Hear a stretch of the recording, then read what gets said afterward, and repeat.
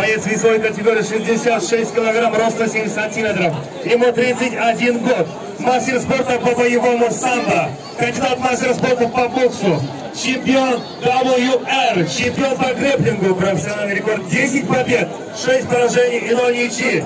Бойцовский клуб Айколь Манас. Тренер Амир Акулов Нургазы. Встречаем Хабилов Айдар Бек. Его соперник в красном углу, весовая категория 66 килограмм, рост 168 сантиметров, ему 20 лет. Появляется чемпионом Узбекистана по ММА.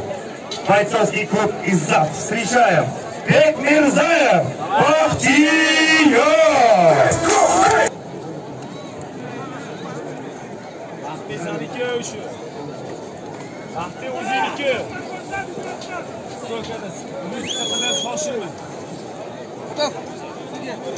Боец, готов?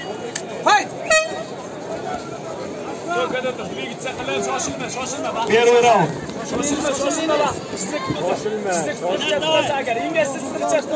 Следующий парень подготовится. Маратбек Улу Аргин.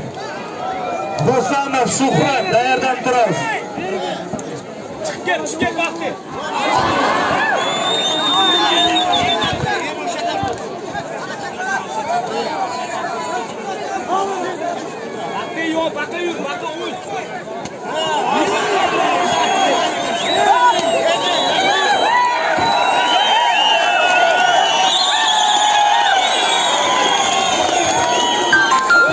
В первом раунде за 40 секунд техническим нокаутом победу одержал Хабилов Айдар Бек.